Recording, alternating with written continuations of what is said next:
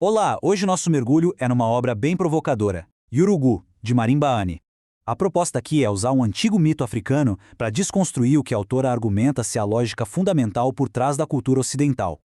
Então, para acompanhar o raciocínio, a gente vai seguir a própria estrutura do livro. Começamos com o mito que dá nome à obra, depois decodificamos alguns conceitos-chave e, por fim, vemos como essa visão de mundo teria se manifestado na história global. Vamos lá?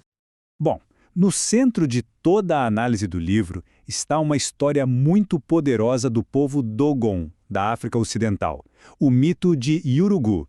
É a partir dele que tudo se desenvolve.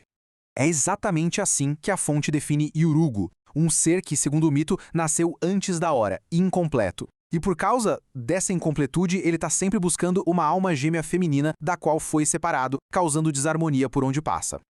Essa busca sem fim por algo que falta e as ações dele que só geram desequilíbrio, tudo isso se torna a grande metáfora que a Marimba Ani usa para analisar a cultura europeia e sua expansão pelo mundo. Para conseguir decodificar essa metáfora, a Ani apresenta 3 conceitos que funcionam como uma espécie de código genético cultural. É fundamental entender cada um deles. O primeiro, e o mais importante, é o Asili. Pensa nele como se fosse o DNA de uma cultura, sabe? A semente original que já contém todo o projeto de como aquela cultura vai se desenvolver. E se o Asili é a semente, o Utamawazo é a forma como essa cultura pensa, como ela organiza a realidade. É a visão de mundo que brota direto daquele código genético inicial. É a mentalidade coletiva. E, para fechar o trio, tem o Utamaho.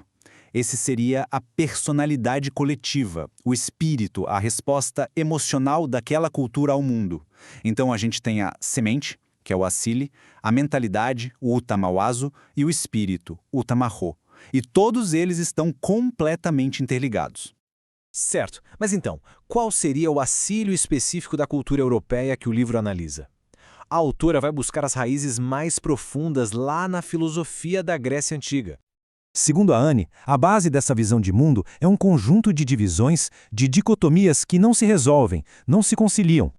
E essa tabela aqui, ela é crucial para entender o argumento. O ponto central, segundo Ani, é que não se trata de pares que se completam, sabe? Não é uma coisa de equilíbrio. A lógica aqui é de hierarquia e oposição. A razão tem que controlar a emoção. A mente é vista como superior ao corpo. Um conceito é valorizado em detrimento do outro.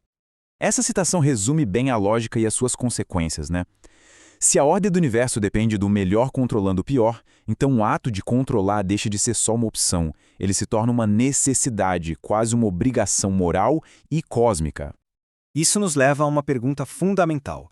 Como é que uma ideia filosófica, assim tão abstrata, se transforma em ação histórica, em uma escala global? O livro argumenta que essa filosofia de separação e controle encontrou um veículo perfeito para se manifestar no mundo: a ideologia religiosa.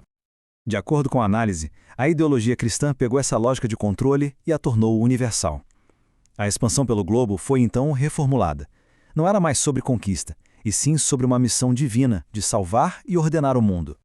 A análise aponta para momentos históricos bem concretos, como este. Uma única autoridade religiosa lá de Roma se sente no direito de, literalmente, dividir o resto do mundo entre duas nações. Isso é um exemplo prático dessa ideologia.